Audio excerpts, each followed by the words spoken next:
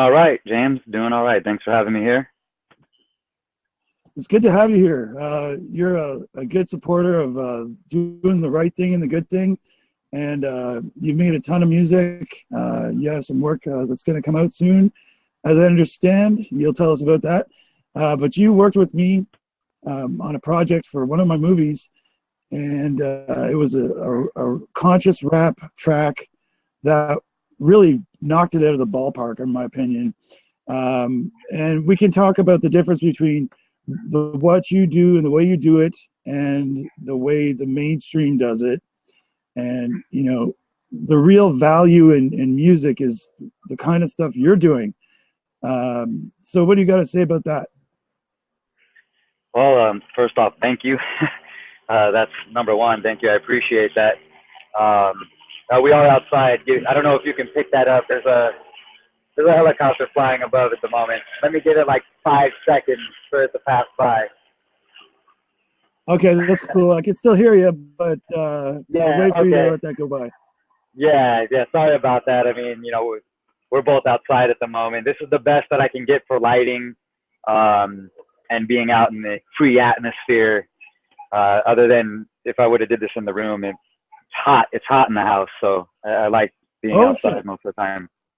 But yeah, no, thank you. I appreciate that. I mean, yeah, we did that together. You with your film project, JJ Beats, who produced the track itself, Savior the Beast, collabed with me on that, and basically it's Wake Up America, and it's about the events that happened in 9/11 and us as artists, how we took it. You know, I'm sure that you'll probably have this. I mean, it's out there. It's on SoundCloud.com/Polar the White, POLARTHAWHITE. The reason why I spell that out is because sometimes people type in Polar the White, and they'll just come across polar bears images on Google. But yeah, so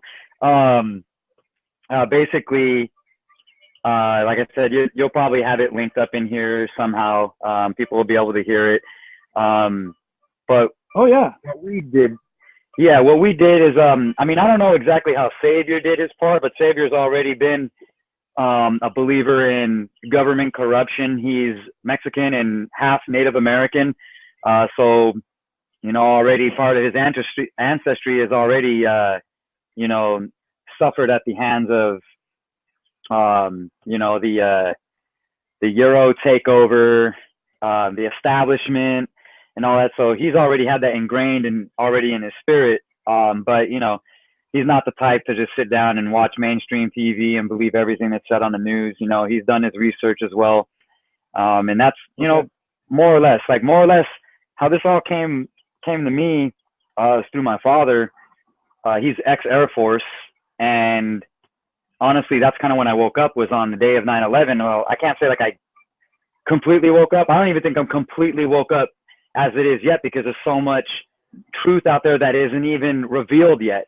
So, you know, but you know what I mean? It's either your glass is half empty or it's half full. And so my glass is half full, you know, so I'm woken, and my father explained some things to me about, you know, him being in the Air Force, and, you know, something didn't feel right about it. I mean, everything was new right off on the first day. Nobody really, you know, knew what else to take from it except for what you've seen on the news. But, you know, he's the one who brought me into thinking outside of the box, let's say. And, you know, with everything that's provided for us as viewers, if you so to say, like people who just watch TV, all they're going to get is the information they get from the media, from the controlled media. And it's always going to be in a stance that's going to benefit who's controlling the media. And there's others like you that look into it. They go, wait a minute, hold on. I'm going to look this up. This doesn't match. And then I'm going to look further into this, into that subject. And that's what you have done. And I've learned from people like you guys. You know, it was Bill Cooper right off the start. You know, he talked about 9/11 was going to happen before it even happened. said they would blame Osama bin Laden, and you know, I didn't know what to take from all that back when I was first getting into it. You know, but it did surprise me that, you know, he could say all these things. So it got me interested in learning more about the subject, you know, and watching videos, reading articles, just basic, you know, I don't know a lot about physics, but, you know, honestly, that's why I had said that, you know, in my song, that I can't believe that, you know, like the towers collapse from aluminum planes. You know what I mean? Like, right. How could that happen? You know what I mean? How does a steel building so high and tall collapse from one airplane and another airplane crashing into it? It didn't seem right. I had previously did what's it called, like in a report back when I was going to college for administration justice courses, and you know, like law classes. Okay. And we had to talk about mass murderers. That was one of our reports we had to do, was on mass murderers. And the report I did was on Timothy McVeigh, the Oklahoma City bombing. And I learned from the information obtained that Brigadier General had stated that there was demolition charges placed into the columns of the parking structure. 7,000 pounds of ammonium nitrate in a U-Haul truck would not have caused the blast that it did to that building, so on and so on. Jewish judges were told not to show up to work. Children in daycare were told not to go. Well, basically the families were told not to show up to work on those days. And, you know, it was very similar to what I seen with my eyes when I was looking into 9/11. And I was like, there's just no way in hell that these planes would go ahead and hit these buildings and collapse them the way they did, and that pancake theory or whatsoever you want to call it. It just didn't ring right with me. And besides that, you know what I mean? I've seen footage where there's a helicopter aerial view where they show the towers, and one of them, I believe, is already hit. And they're at a wide angle view. Okay, so they got this big wide angle view. You don't see nothing in its vicinity in the airspace of any aircraft at all. But within 3 seconds or so, the screen starts to zoom in on probably Tower 2, and then right at the edge of the screen, there's a little silhouette of a plane. And then boom, the explosion happened. So wait a minute. You had all this space. Now, if you were to go ahead and scale that space, there was probably a good miles or more worth of view that you could see with your peripheral. But when the camera angle zooms in, within just a few seconds, all of a sudden a plane pops up, but you didn't see it on the far left, the far right. No, you didn't. But right when the camera angle is so close to all you could see is a little bit of airspace and the building itself, you see a plane. Things like that didn't make any sense to me. I knew that something was up. You know, as it goes, we already got crooked politicians, crooked police, and all that shit. So, you know, for the government or combined governments to get together to create an event like this, it wouldn't go in one ear and out the other on me. You know what I mean? And right. Basically subjects and things like that, the connections with Bush families and the Saudi families and Israel, you know, all of that, it like I said, the mainstream official report, this does not make sense. It does not make sense when they're flying out Osama bin Laden's family, you know, the day of or the day after, you know, back to Saudi Arabia. It was that day. What was that? It was that day. The same day, right? So, yeah, like I'm saying, it just doesn't make sense. If he's a prime suspect, why are you going to, like, gather up the family and send him out? Because money and agendas are involved. You know what I mean? You bet. So, all right, you basically just ran over the reasons why you don't believe the official story or the idea that there were even airplanes. Now, you understand that I made movies on no planes, a number of them, and you've seen some of them, maybe one of them, I don't know. But the point is that that's good. I think that's the reality. There was a sort of like an illusion put across to everybody that there were planes, and there's people lying to other people. They're paid to lie, and so this is mass deception. And what's the end result? What's the end goal? From your perspective as an American in the West Coast, what has happened over the last 15 years that is really a product of 9/11? Okay, terrorism, right? That's the key word, I believe, is what that's their go-to, agenda. Is they created the Patriot Act, and now it's made even law-abiding citizens potentially to be considered as criminals, as felons, right, or under their terminology as well, terrorists. And since 9/11, there's been fear, there's been heightened security, and, you know, any law student or just anybody who obviously can just see what goes on, the more security you get, the less rights or freedoms you have. There's like that scale that you have to balance. So if you want more freedom, then you don't need all that security, because you're free to make choices, to live and do as you please, to protect yourself, to eat how you want to eat, travel where you want to travel, whatsoever it is, without borders and without restrictions.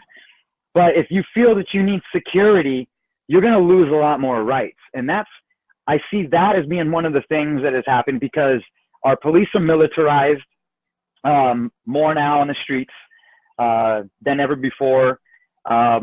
Police brutality is at an all-time high.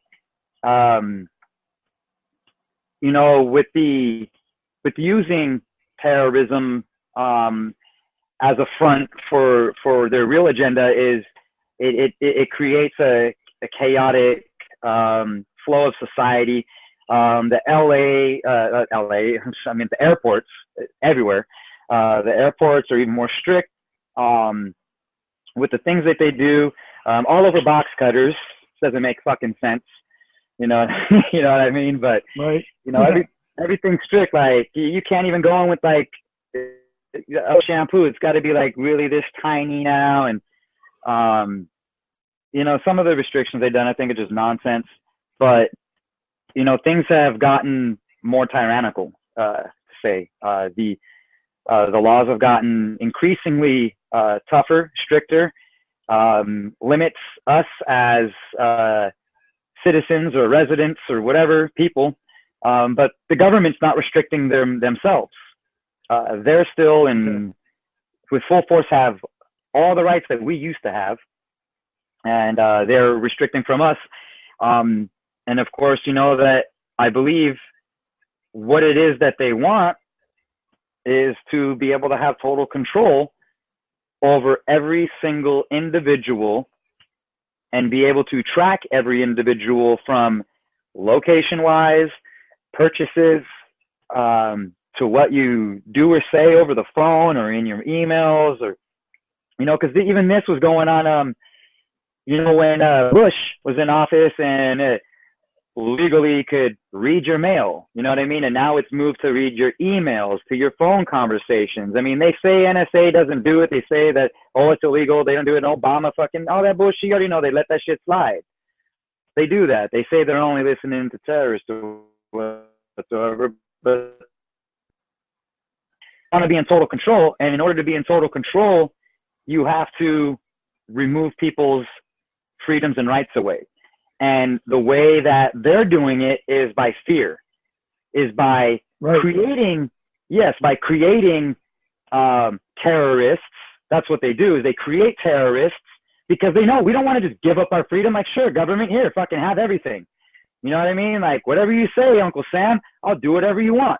No, they know that we won't. So what they have to do is brainwash or trick the majority of the populace to believe they need more security and less rights to live safely. But we know that does not benefit us, and that's why you do what you do, making the films, putting the information out there, is because you're hoping to reach those people who think as the government wants them to think, and you're hoping to wake them up. As I do music, I'm hoping to reach people to get them to think as well and wake them up, to see like you're giving up something you shouldn't be giving up. Because once you start giving up and everybody else starts losing it and takes away the things and the necessities that we need from freedom, we are going to be fucked. We're going to have a very hard time trying to get those freedoms back. You know what I mean? It's going to be very hard to do that because, number one, guns. Mm-hmm. Guns are not for hunting. Guns are for home self-defense and to form militia against a tyrannical government in case it happens. You take those away from us, I'm sorry, people, but you could save all these things that are going on, that it's a good idea to get rid of guns. But remember, your government is still going to have guns. They're still going to go to war and kill other innocent people in other countries. You may not give a fuck about it because it's not affecting you at the moment. But when you don't have your guns and possibly UN troops are here, or maybe they allow ISIS to come in with all the refugees they're allowing in, what are you going to do when you call the police and it takes them 5 to 9 minutes to show up and you're already dead? You know what I mean? That's just a big thing to me. I really believe in guns, even though, like, yes, I'm a renewed gun owner. I haven't had the gun for years. I had one previously, but I've always believed we have the right to bear arms, because if my government has it, I should have one. If the other country has it, I should have one, just in case. I may never, ever have to use it, but just in case. You know, but... Yeah, I agree with you 100%, wholeheartedly. I understand parts of the Constitution, in particular the Second Amendment. I've read it. I understand the reasons behind it are not, like you just said, you know, not to go hunting. It's to protect yourself. And so I'm 100% with Americans that are standing up for their right to defend themselves against an oppressive regime, which is, you know, as a matter of fact, the case in America. You said it's tyrannical. It is tyrannical. It's so obvious. But then you have people that are sheep that are like, they don't want to leave it. They just want to watch TV. They want to go home. They want to drive their car. They just want to go to work. You know, they don't want to think about this shit because it's scary.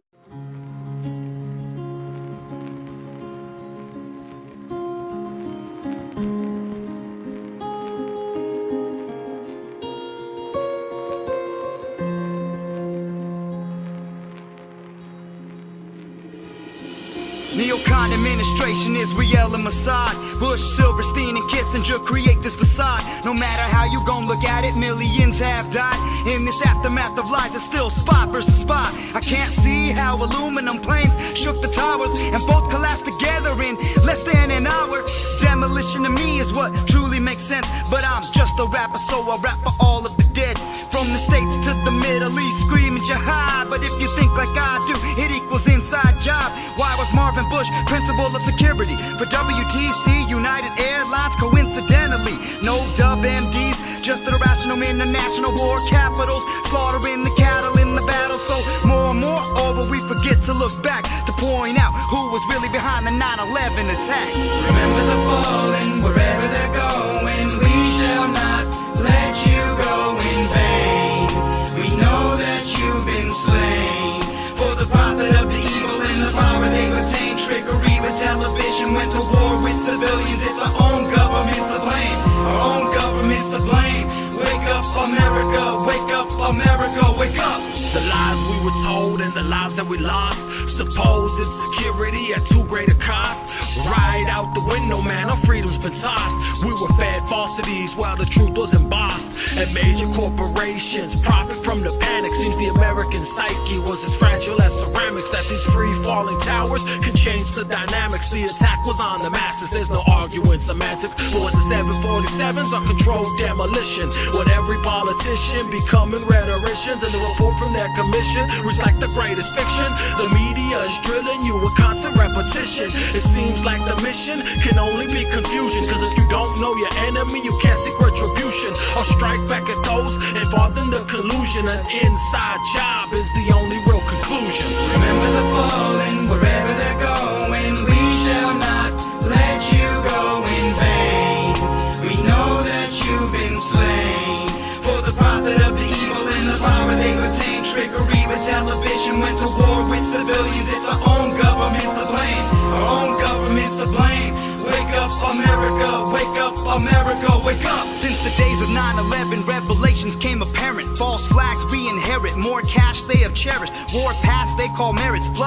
peace in the lands of all the poor children and all of their parents. And you wonder why my message seems so dang disparaged, cause I seem to just see the grim reaper in his carriage. It seems we have a marriage with the destiny that breeds to never spare us, it just shares us with the company that's careless. I may live on the other side of America's coast, but that don't keep me from seeing all of New York's ghosts. This ain't a joke, and yes I know that the people have fallen, but the 9/11 report is like a hoax, and that's a problem. We must bomb them with our knowledge, we must show the fallen homage. We continue to look deep until the criminals are beaten. We are chosen, we are speaking. This is Wake Up America with Savior the Beast, Paul of the White and James Easton.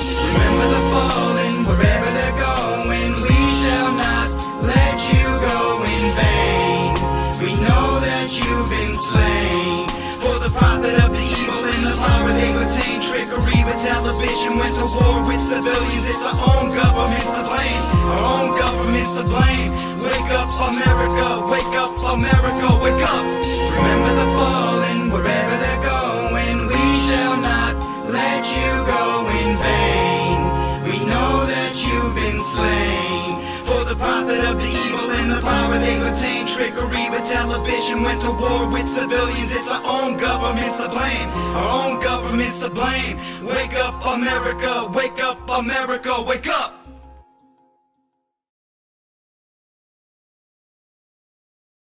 Back. And so with me tonight is Christopher Barlow, and we're talking Turkey about music, about 9/11, social conscious rap that he put together, among other things. What else he works on to try to get people to get involved in being awake and aware about the world as it is in reality, and not this bullshit plastic, fake whitewashed paradigm that is not real, which I like to call the Matrix.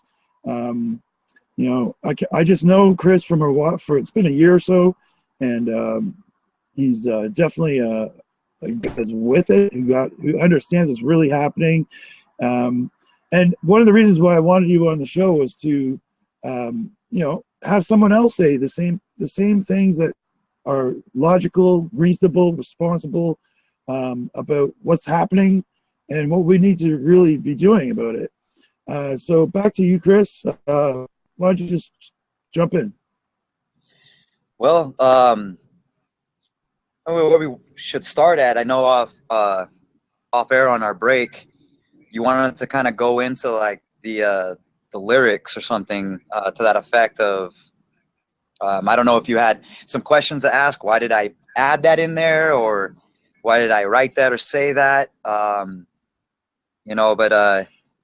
I'm not sure if that's what you want to do at the moment. Run right into that, or if you had some other question that you want me to answer or bring up to the table. What I'm going to do is add the track into the video in post-production. I just downloaded it. I'm amazed by it. I love it. It's so good. All you guys did great work, and I always trip going through watching my old stuff, my old 3D stuff. And there's this part where you're going up the tower, and it says "Never Forget" is coming at you, and I'm just like, wow, that's cool shit. But it's not. It's if you've got talent, if you've got skills, if you have gumption and desire to get a real, good, honest message out, then by all means, it's not about the money. It's not about fame or fortune. It's about doing the right thing by everybody, and that's what we did. And it doesn't get a lot of hits because it's not what people are used to. People are used to the same mainstream media manufactured garbage, from the music industry. And you can definitely speak to what's really going on with rap in this day and age. I just look at most of it and think it's all a bunch of garbage. But there is a lot of good socially conscious, aware rap music. I'll throw it back to you. Yeah, there's a lot of great artists out there. They're independent artists. Some of them, very well established. Some of them not so established. They do it just because they love doing music. And that's even, I'm more or less connected in the network with the rap, the hip hop community. But you have people who are into like rock and reggae, and they put out that information out there, you know, especially like people think reggae music is just all about smoking weed. If they really listen to it, it's spiritual, and it's about Babylon and, you know, collapsing, and which is a spiritual thing. And holy books is wise, as you would go with that. But, you know, they talk about oppression, you know, but you know what I mean? It's like people they stereotype things, you know, and they go, oh, conspiracy rappers or truth rappers or whatever it is, you know, like I think that has something to do with how you say, like, you know, there's songs out there that just don't get the credit that they should deserve. People overlook it, you know. There'll be people within the community in the network I'll listen to that. I've heard his music or her music, and I'll check it out. But a lot of the people who aren't even involved with that would just let it pass up. You know what I mean? Like, oh, there goes another song that they're going to do talking about some kind of government conspiracy. Now I'm not even going to play it. I'm not even going to give it a chance, but it's good in its own though. You know what I mean? Because, you know, truth will be revealed, and, you know, good will prevail over evil. And so, you know, like you mentioned, it's not about the money. We did talk the other day though, like I was saying, hey man, if I could make a little bit of money off it, I'd love to, because honestly, anyone who does music and they really love it, they rather be doing their music than getting up and you know, busting their ass physically, working really hard, sweating and making a little bit of money to barely get by, living check by check, because this is how the system is, you know, has been developed to separate classes. You know, you got the filthy rich, right, is about the 1% or so, and then you have the well-off people who make 6 figures, maybe even 7 figures a year, and then other than that, you just have the rest of the world struggling, from middle class, which is just, you know, is just disappearing, and then you have complete piss poor, you know. But you know,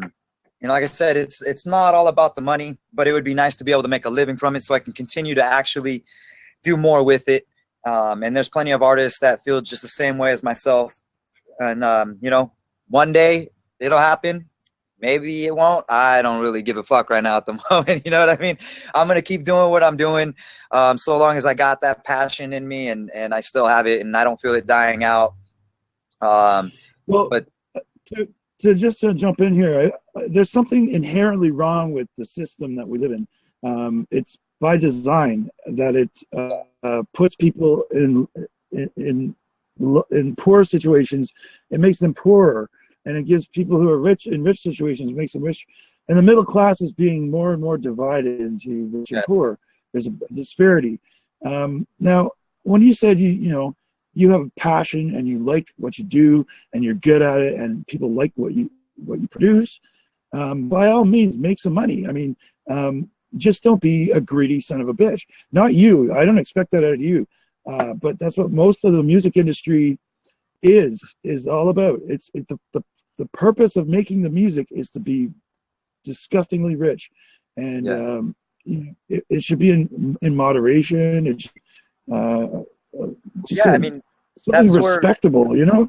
That's where the hip hop culture changed, you know. And I'm not gonna speak on like hip hop, like, you know, I'm some big hip hop head, because honestly, I didn't get into rap or hip hop. It's kind of two different things in a way. Same tree, off the same branches though, of the same tree, right? But okay, you know, hip hop was the graffiti and the break dancing b-boys and b-girls, and just talking about like what goes on in the community. And sometimes it was silly, you know. If you listen to a lot of like older hip hop from like you know, early 80s, I think it may have been like began in the late 70s or so, but early 80s, you know, some of it sounded a little corny. If you listen to it nowadays, you'd be like, oh man, you know, the stuff they were talking about. If you tried to be a rapper like that nowadays, people would laugh at you. Like they would think, oh, that's silly, man, that's dumb. Like, oh, what you talking about? Because the way it has evolved is actually devolved. It devolved to the point where people were being awake and aware, and then well, the big corporations came in and started getting, you know, poor people who were rapping for free,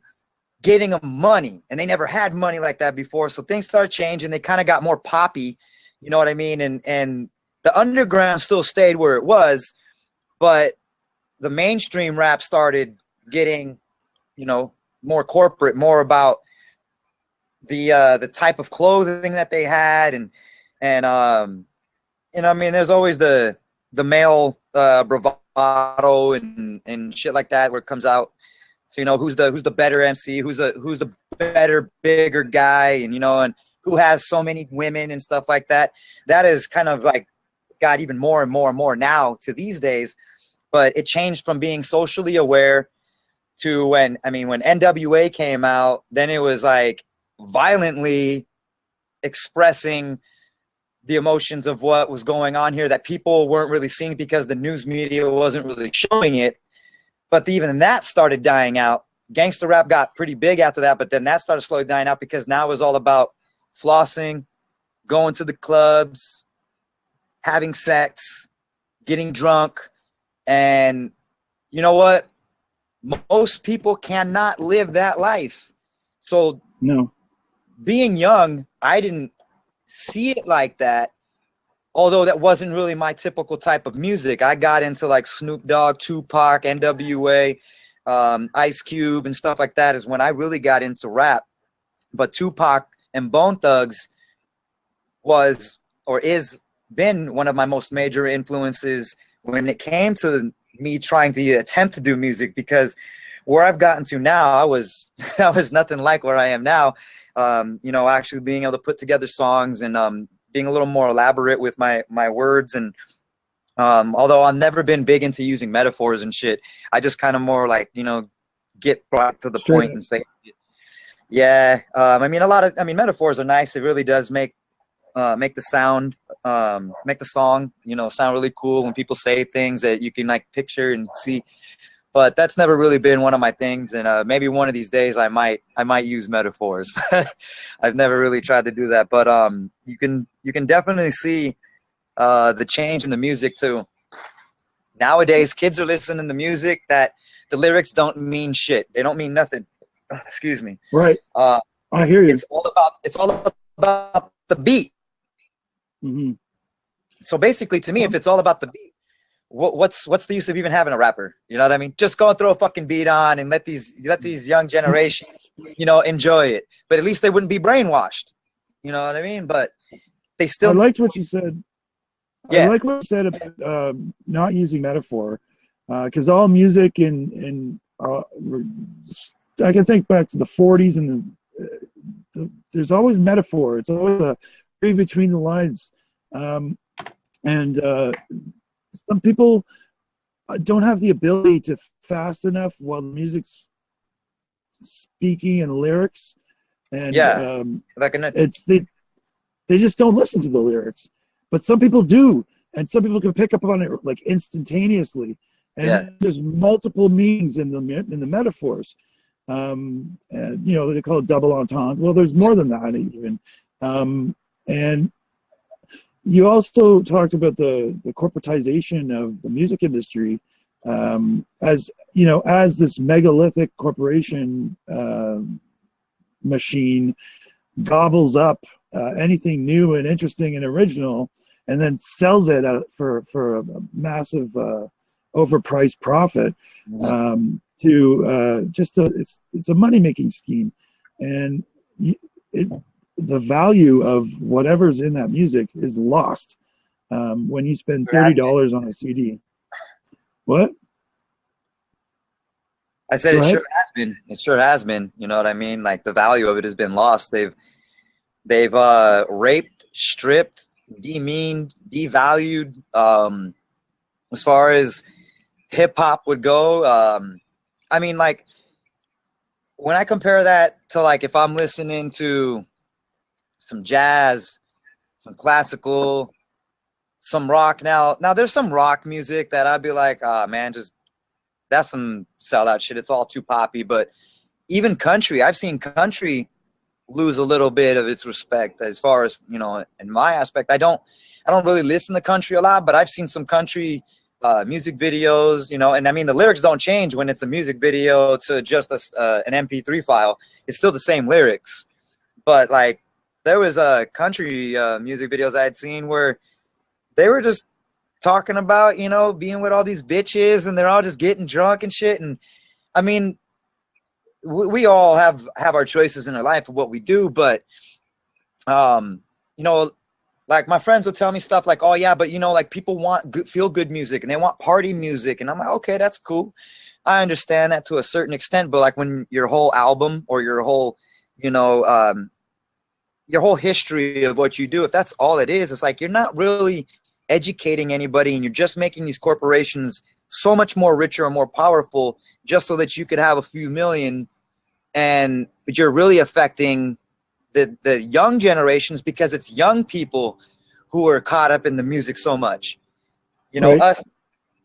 us and our peers, you know what I mean? Us people in the late 20s and mid 30s to the 40s and whatsoever, we all love music, but we're not like these kids where we're constantly, the way things are nowadays, they're always on their phone all day long, plugged in, music, little 10-second little short comedy clips or yeah. videos of kids doing fucking stupid ass shit, and they're caught up in it. And you know what I mean? It's ruining the generations, and that's something I don't agree with. I don't support that stuff. And I like to go ahead and I like to do music about you know, the government corruption or revolution. I do like to talk about love, and I like about peace, and you know, there's a few tracks where I might have been just talking about like hanging out with my friends and doing a barbecue and stuff like that for talking about my city. And this was before I went vegan, and so there was a couple of a hamburger reference, you know, in the song. But, you know, I had some of that feel good music too, and you know, but my main focus is to be able to kind of like, I guess what I want to do is try to inspire people to be like, yeah, okay, this shit is fucked up, but we need to get together. And I don't mean unify as in a one world order unify, but we need unity. We need to stop having issues with color of skin tone. We need to stop looking down on somebody if they're poor, because I don't know if statistically well-off people get looked at like, oh, you're a piece of shit, you're doing well. You know what I mean? It's more about like how they carry themselves, how people would judge you. But I mean, generally you have money, nobody's going to go there and go like, oh, you're a piece of fucking shit because you have money. No, but they'll judge you right off the bat if you don't have money, you know. And there's a lot going on with that right now. There's a lot more homeless people, a lot more unemployed. You know what I mean? And it's things that to break away from that structure so that we can get together and talk amongst groups. And it's got to start small within your locality, within your own little area.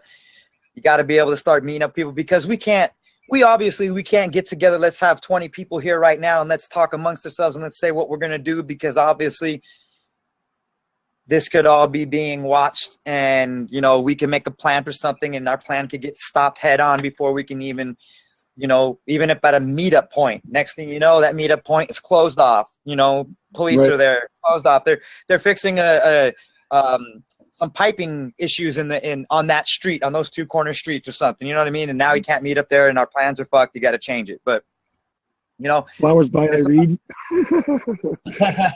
You know. Yeah, I just wanted to jump in. You're saying some good stuff there. I want to make a comparison. Well, basically, the entire system is garbage.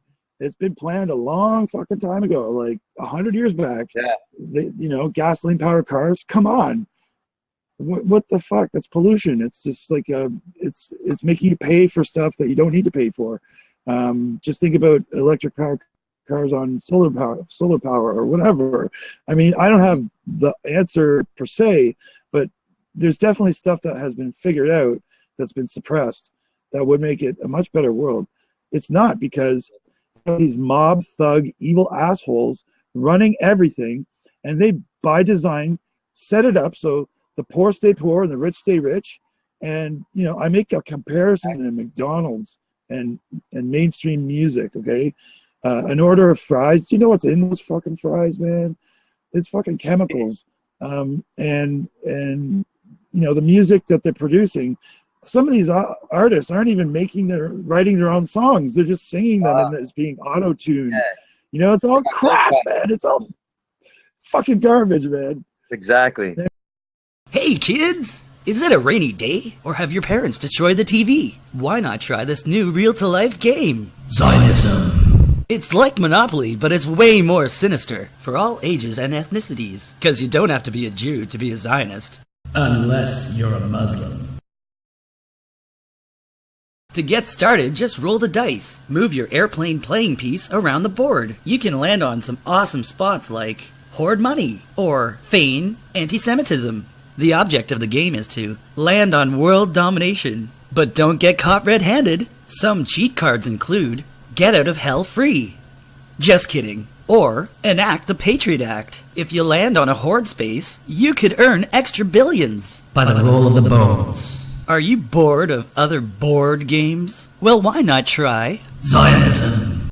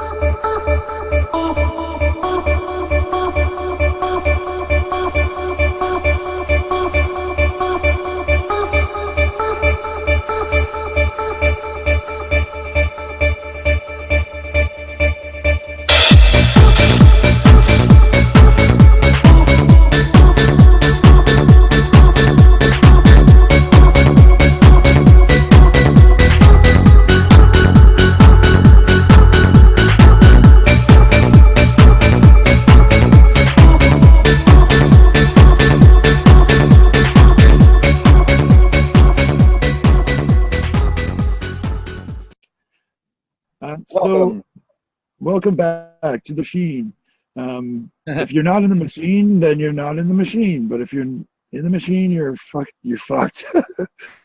All right, so I wanted to say a little bit about 9/11 stuff. I mean, any concerned citizen doesn't have to be talented, doesn't have to be a conspiracy theorist. You can just want to know the truth, like, come on, tell me the fucking truth. Like, lay it on me. I can handle it. It's been 15 fucking years. And the point is, everybody's trying to tell these people the truth, and they don't want to listen. There's a couple of reasons. A, they have no balls. B, they're scared shitless. That goes with A. C, it would shatter their goddamn world paradigm, the way they view the world, the garbage world. And so it's a choice between what we call stupid sheep, staying stupid and dragging us all down with them, because that's really what's about to happen, and or snapping out of it. Like, oh my God, I see now. It's all clear to me. It makes sense. You weren't lying these past 15 years or 10 years or 5 years. The entire concept of conspiracy theory is a design by the CIA to denigrate people who wanted to know the truth about John F. Kennedy's death. And they didn't have internet back then. It was just by word of mouth.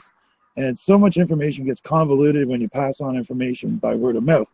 But if it's from recording to listener, or it's direct connection through the internet, you can, send an article and make them read it and make them understand.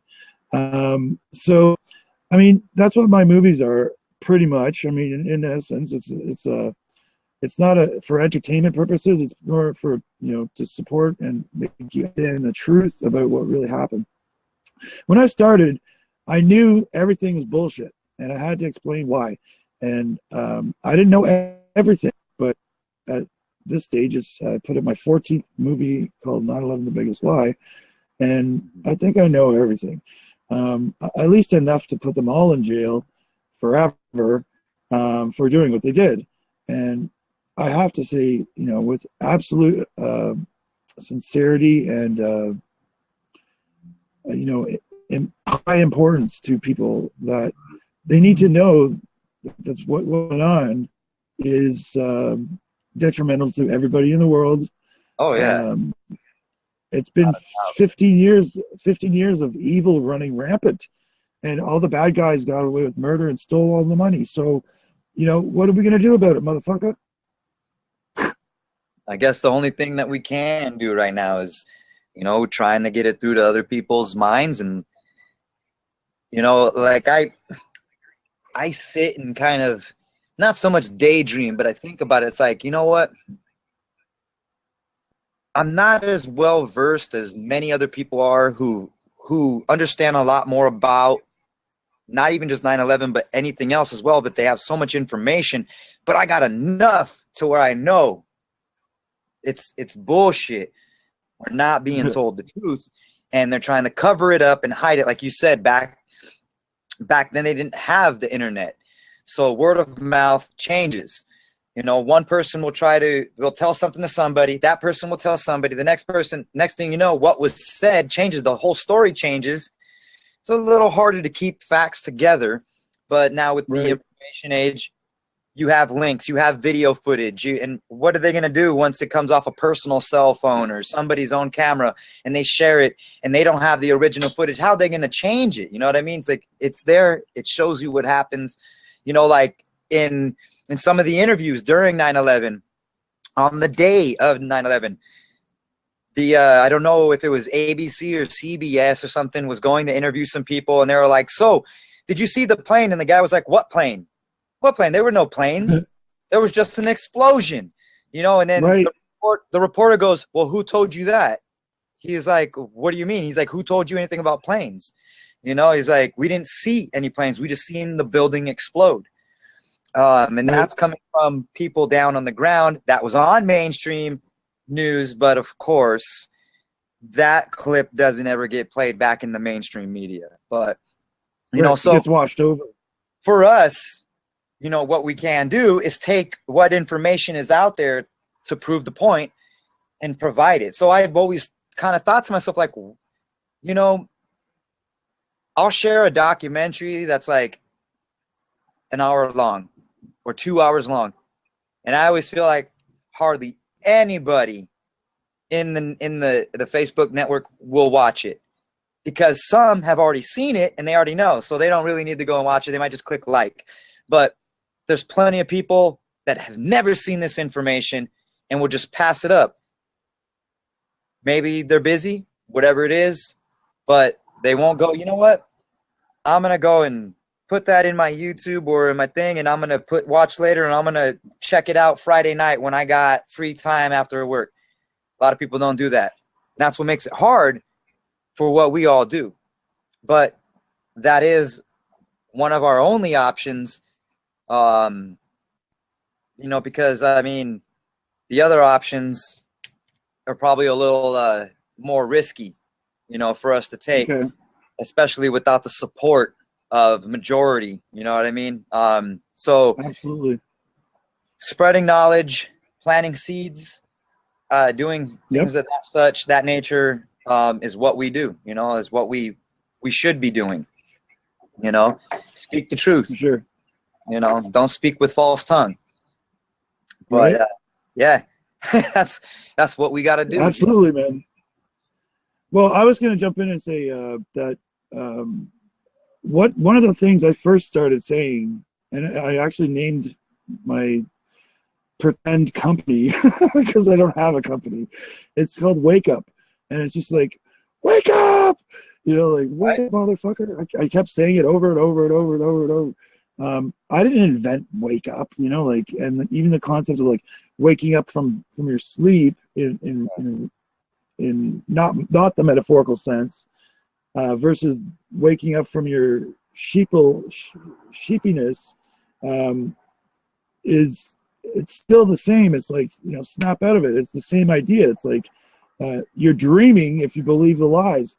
And for far too long, people have entrenched in this bullshit world, thinking that, you know, we live in America, we're number one, you know, nothing bad can happen to us, we have the best security, then boom, 9/11 happens.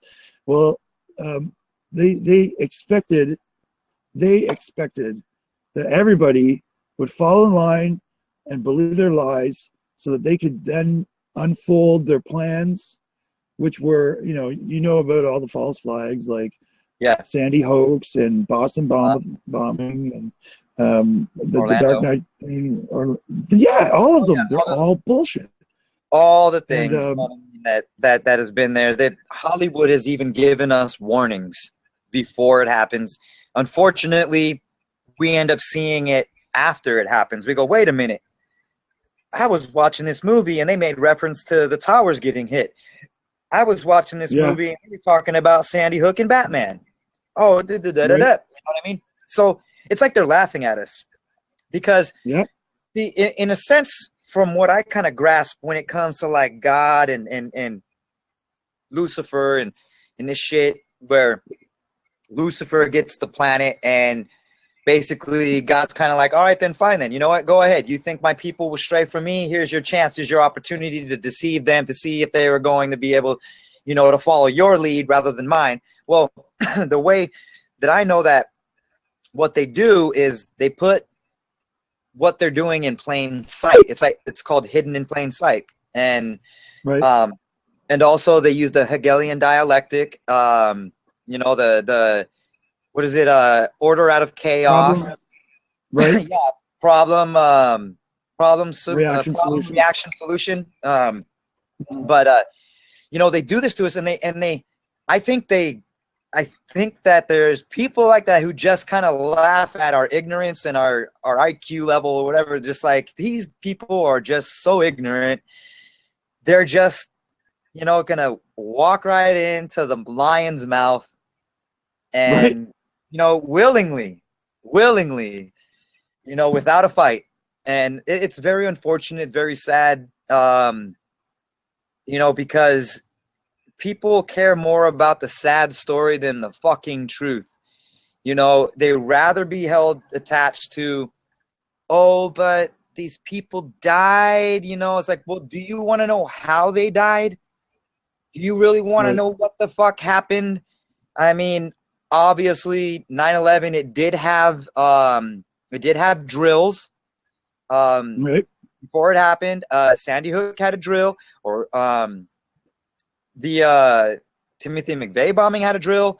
A lot of these incidents that happen have these drills, FEMA drills. They're practice events, supposedly. Boston bombing, oh my God. The Boston Globe put out in the Boston Globe said that the Boston police will be doing a bomb drill on the same address of where the fucking Boston bombing happened, right? And we already know about the prosthetic legs and the crisis actors who people are still awake and alive while they're bleeding, but they're not. Let me say something. I've been shot. Okay, I've been shot, and when I got shot, I was leaking. You know what I mean? Like, blood is just coming out. Now, when you see this shit on the news media, when they show these people in the Boston bombing these motherfuckers weren't leaking. They just had little, what looked like blood splattered on them. But motherfuckers weren't shooting and gushing out. And they were like wide awake. They said, oh, they're in shock. I don't know about that, man. That's some bullshit. You know, because I've been shot and I know what that's like. And especially when it goes to the Orlando thing, these motherfuckers are carrying people away. They're over here and they're going towards the club with the people that they're carrying on news coverage, and then they're standing people up and they're pushing each other and they're laughing and they're picking up their pants and they're looking around at cameras. There's no paramedics I've seen in any footage. It's heroes. It's people, civilians carrying people and throwing them in their trucks and bringing them to the hospitals. And I don't have the information right now, but Jennifer Long, I believe, had told me that the nurses at the hospital were told by the FBI they had to sign like a waiver, some kind of form. Okay. Their mouth shut, and if they didn't, they had to leave. That they had to go and they couldn't be there. That's a little fishy there, but Yeah. Yes. Why do people get blinded by, oh my God, all these people and this agenda and this and that and this and this and that, but they don't go, okay, so something happened, but why? They don't really want to know more. They just go, well, whatever the news says, that's it. That confused crap out of me about how people could be that way. Do they have short attention spans? Do they not have enough time to, take the time and look and listen to this show? You know what I mean? Right. I got people who want me to come over and hang out with them at their little get together right now, and I'm like, I can't do it right now. I got a radio show to do. So, you know what I mean? Like, these things are important to me. I can go there after, but this is important, and I just don't get why people can't take that information in and say, all right, I'll listen to what you have to say. I'll look at the points that you point out. You know what I mean? Like, all the facts that are there for 9/11, why don't people look at that? Right. Why don't they take a look at it? I hear you. It's mind-blowing. People are conditioned to respond in a certain way, and this is by design. It's sort of like kids in public schools. We had a little talk about that earlier, with the vaccination, but the indoctrination, it's the government telling you what everything is. And the thing to know about this media shit is that all 6 media corporations, that's right, there's only 6 in the United States. They own everything in the United States, and they're all owned by Zionists. There is a much higher evil agenda going on. It's the Zionist agenda. Right, that's correct. And they want something very big. And if you it's hard to tell you the high end shit right away. Now, I know but like listening might be like, no way, the Holocaust. Anyway, well, yeah, these guys have nefarious, evil fucking plans, motherfucker. And the problem here is that most people will believe their television because they've you and me, we were raised with it. It's only us that tore ourselves away from McDonald's and TV and the bullshit to go for good, wholesome food that isn't GMO, and playing board games or like doing something with your talents or drawing or anything other than watching the goddamn boob tube, which all it does is fucking lie to you day long. All lies. And the commercials, they blast you with commercials constantly. Buy this, eat this, wear that. And they've worked it out so that they're fucking mastermind manipulators. They're so strong at what they do. It's hard to tear away from it because if you're used to having a nice warm bed your whole life and someone takes it away, you'll want that goddamn bed. That's an allegory, but we're talking about something that isn't a necessity. The TV is not a necessity.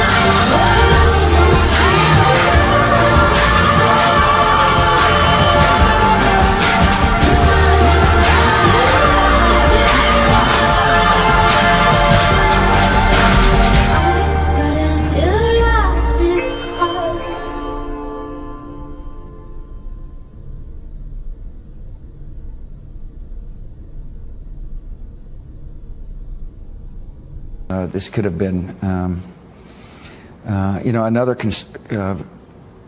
organized, highly organized attack on the country.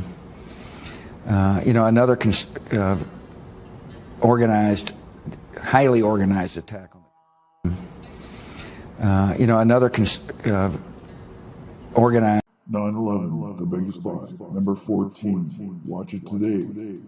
It's the best one yet. Okay, there's a couple things going through my head. If we talk spiritual, heavy shit, I know you can handle it. I also want to mention about bipolar disorder. I have it too. And I think what it is the DSM, the drug manual put out by the pharmaceutical industry. They just want to sell drugs, and that's all they want to do. And so they make us into people that have problems that they can cure.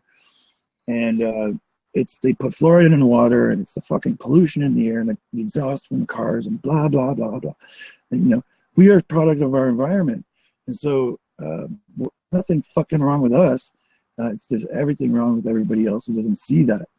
That's the way I look at it. Yeah. I don't think there's anything wrong with you, brother. Oh, no. For me, I mean, I've never been diagnosed bipolar. You know what I mean? I got the name Polar when I joined this gang of some Salvadorians, and they would tell me, they're like, dude, you're like the nicest guy that I know.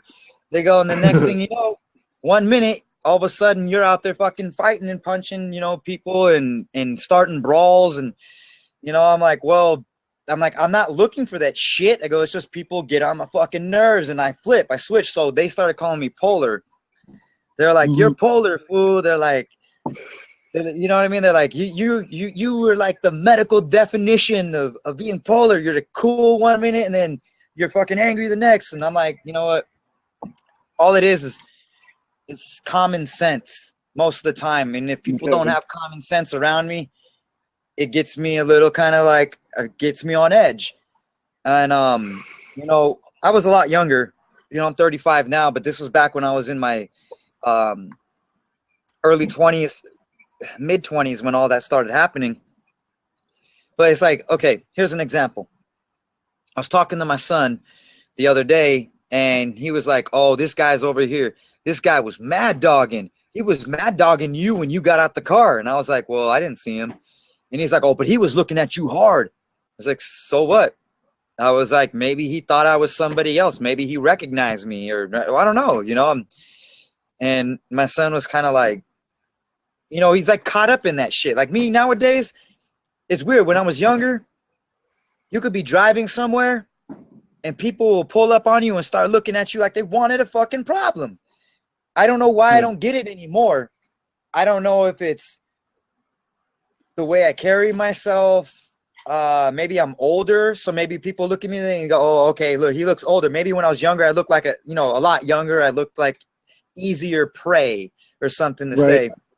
But I mean, that's kind of how it was. When I was younger, people would walk by and they would like say something snarky, or they would mad dog you, is what they call it. Like they stare you down, like they wanted a fucking problem for no fucking reason.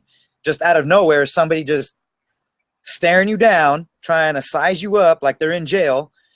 And so I would get into a lot of shit like that, and my friends, the guys that I was, involved with in the gang and all that stuff, they were just like, man, you fucking crazy, dude. And da-da-da-da-da-da-da. But I kind of had to be, in a way,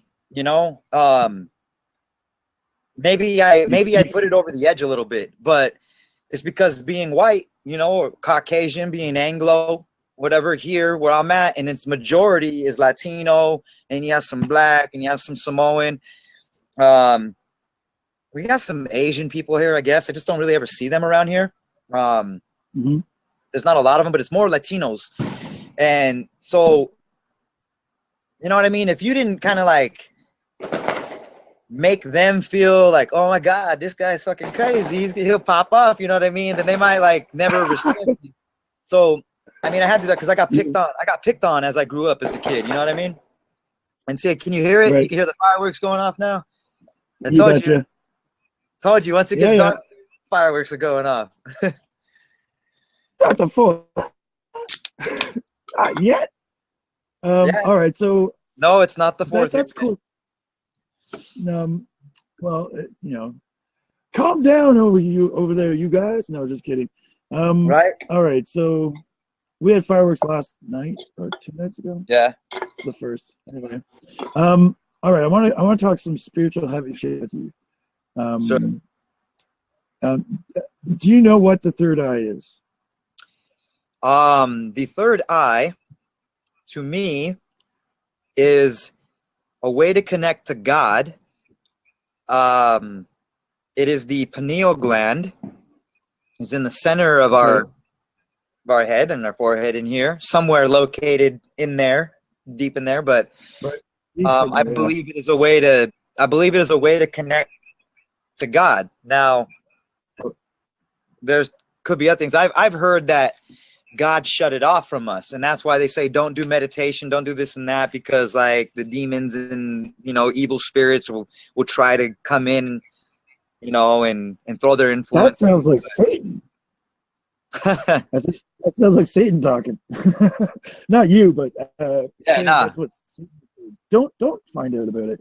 But about fluoride and the calcification of the pineal gland. Yeah, I've so heard about that. They've been deliberately fucking us over by putting fluoride in the water, making us dumber, docile, and unable to see our third eye. Yeah. So, all right, you believe in God. Do you know God? I'm getting closer to that, but I will never know. I will never know God, because God is infinite and I am finite.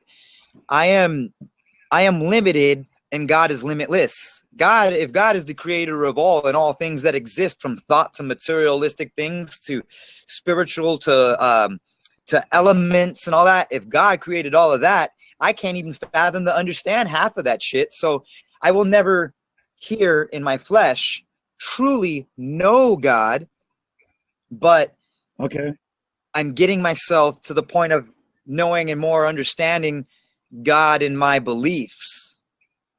I believe God is of everything, but I believe God had rules for us to live, and I believe God sent himself in the form of Christ to send his message, because prior the people still weren't listening.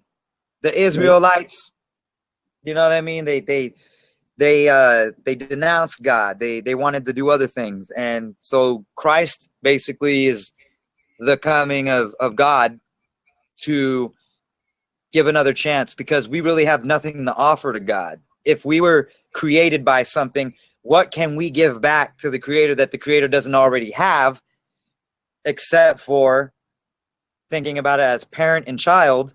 Like, I want my child, just listen to me and be good, and I'll do, I'll do good with you. You know what I mean? But like, if you're going to act up, you're going to get disciplined. You're going to learn a lesson. I look at it like that, in a sense, That's a really good way of looking at it. I hear you. I think just as with, Father, Son, or whatever. Father, Son, and the Holy Ghost, the triune. I'm just saying, like, respect, respect is so key. Is if everybody respected each other, there would be no problems. Zero problems. That's just it's such a simple idea. It's like common sense, right? But who has the damn common sense these days? When you have it's been fluoridated out of us. That, and you have the protocols of Zion, and the Zionists, like you mentioned earlier in the beginning of the show, that they're dividing us. They're dividing us on so many different battlefields. You have so many different agendas, so many things being thrown at you, that people are just kind of like, I'll pick that. I like to hear about this. And I agree with that. I disagree. So much shit. The people are just all over the place. They don't go, man, we're all fucking human. And let's just respect and let's try to love each other and let's be cool about it and let's be comfortable with who we are in our own skin. Let's understand who we are. Let's understand what God is and let God judge us in the end instead of fighting amongst each other and doing what's going on. But, you know. Have you, you talked about the protocols. Well, I want to bring up something related. It's George H.W. Bush got up on the, well, in Congress for the, God, this is hard to say. What do you call it? The Council of Foreign Relations? Nope. No, the speech. What's the speech they have every year? He gets up there. The Union? State of the Union. Yeah, that's right. State of the Union. So he gets up there and says, we can't have the rule of the jungle. It'll be the rule of law. All right? Now, you know what the rule of the jungle is, don't you? Well, I mean, maybe you do, maybe you don't. Maybe you heard it a different way. You know what? I use that part of the speech in one of my songs that I have with Prolific and Conscious MC called Modern Warfare, because I was talking about the New World Order and the drone bombs. Obama's a drone bomb killer, you know? Okay. But yeah, I use that. Now, do I know exactly, like, did I ever go, like, what is the rule of the jungle and look it up? No, I didn't. So if you have information to share with me, share it with me, because I'm not exactly sure what it is. I was taking it like he was calling us all a bunch of fucking animals. You know what I mean? That's what I thought. In essence, yes. That's definitely the way they look at it. It's also called the rule of the jungle. It's called the natural law. Natural law is like doing the right thing, being good, respecting other people, and you know, it's basic. It's like that's what animals do, and we are just animals. We are not superhuman beings. We live in houses. Houses can be destroyed, and ever taught ourselves to believe that what makes us civilized, it can all be taken from us, and that's what, you know, that's the threat that exists. They want to wipe us out and keep only the people that they want, that are special, like chosen ones, and their family. And, you know, yeah, that's right. And they want to take over the planet.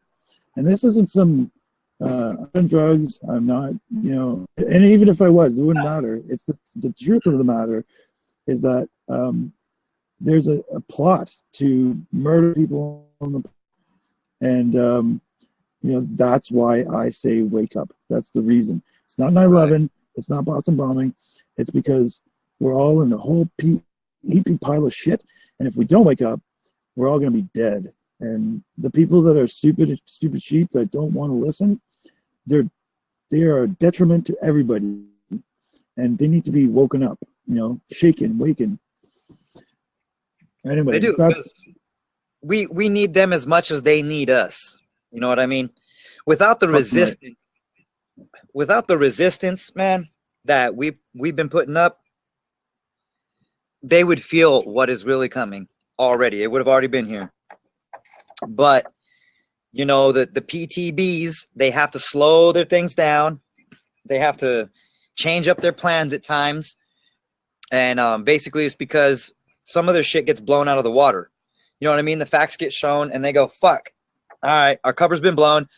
Let's let it fucking die down for a bit, and we'll throw another one out later. We'll change their mind. We'll put something else out in the media to get everybody to talk about, and then we'll go do some shit in the background and create these things so that way we can bring something back out to the table, and let's see if we can pull them back in." You know, they're fishing. That's what they're doing. They're fishing. You know? That's what I see it as. They're fishing to see how many they can catch. You know, and they know if the technique wasn't working, they got to go to something else. Right. It's really formidable, the amount of power that they have over us, being such a few people in numbers. I call them evil assholes. But, what I mean is, there's 6.5, 7 billion of us human beings that can rise up against them, and that's the teeter-totter we're on. And I want to say this, and I'm sure you'll agree, is that America is is like the last stand, the Alamo. You're the only ones in the world with weapons, and if you hand them over to the government, we're all cooked. Yeah, basically, because I mean, once you take that out of, you know, the people's hands, I mean, like I said, the government's got guns. Even private corporations have guns. The IRS agents carry guns. Why do tax collectors carry guns? You know, but people don't think about that shit, and they don't think about taxation as theft either. They just think like, well, I'm doing my part. I have to. That's part of our system. We have to give our taxes, you know. But they don't we can have roads. Yeah, they don't understand the Federal Reserve, and how it came to be, and what had happened. And oh shit, was it Truman that said that once? What was it? Him that signed the? I should probably look it up, but the one who signed the Federal Reserve Act into order, and before his presidency end, he had said that he had made a major mistake. Because I mean, the forefathers. Wilson. Oh, Wilson. Okay. Yep. Woodrow Wilson. Yeah. Thank you for correcting me. Definitely. You know, but people will just go, oh, well, that was just back then. But they don't understand that there's no value in that currency, and that's how they have power over you. By creating this shit, all it does is create debt. And like I try to show like money for dummies example to people, like, okay, think about credit. Where does credit come from? They go, oh, well, if you have a good credit score, you get this much credit and this and this. I go, okay, where was that money in the beginning? Where was it? Oh, it's at the banks. No, wait. At the banks? So are you telling me that the bank has like an extra vault set aside with money in there for people that they want to give credit to? That they just go, well, we're just waiting on you guys. We're not going to touch that money. We're just waiting until you get credit and sign up for it. And now it's yours. Now you're borrowing what's hiding in here. No, that's not true. It's computer numbers. It's digits. It's binary code. It's just made up out of thin air. And that's why they charge interest on it, and they make more money off it. That's how they make a profit. You are giving them the right to create money out of your signature to create that money, and then they charge you extra for it. You know, and that's how people get caught up in shit, you know, when it comes to that. But they don't understand. When we hit 2008 here in America and we got hit with the recession, the housing collapse, you know, the only reason that my family here had survived was because my dad bought gold and silver. And he was telling me before 2008 happened, he's like, we're going to have a recession, because he's, you know, always looking into shit. He says we have another one coming now. He goes, and it's going to be worse than 2008. It's going to be bad.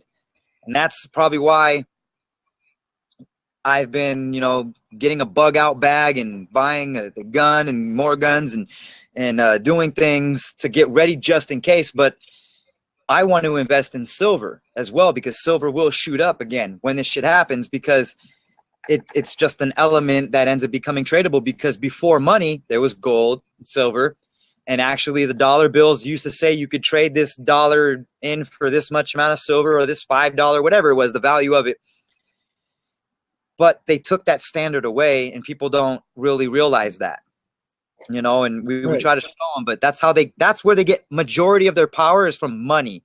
You know, after all these little hoax shootings, they always get fundraisers, and the fundraisers go into the millions. Right now, the Orlando fundraisers hit like 17 million or something. And there's people that they've come back on air who were sad that their kids died in this shooting, and then they're on air and they're happy now. I bet they're fucking happy. They got fucking millions of dollars coming to them, or at least maybe a couple 100,000 or tens of thousands, and they changed their whole emotion. All of a sudden, like 2 days later, after their child being so-called killed, if any of you people out there will go and just look into Orlando hoax shooting videos and see the actual footage that was on mainstream media, you'll learn something. That's all I can say right now on that. But, you know, people change their emotion all of a sudden. Dude, if my kid was killed, I would still be distraught. You know, if my mother or father passed away, not even from a shooting, but, you know, it would still cause me a lot of emotional pain, and it would be very hard to get over with. I couldn't just sit there and talk about it and smile and laugh, and, you know, it's fuck, dude. It's mind It's blowing. a pile of horse shit. Yeah. All right. Well, listen. This was a great, awesome show. I'm happy we did this, and put it together now. I'm thinking of changing the title, but some like 4th of July special. Anyway, I'm glad you're prepared, buddy. And honestly, keep doing what you do. And you know, you send a good message, so keep on doing so. And I don't know. That's all for me. Last words for you. What is love? Baby, don't hurt me no more.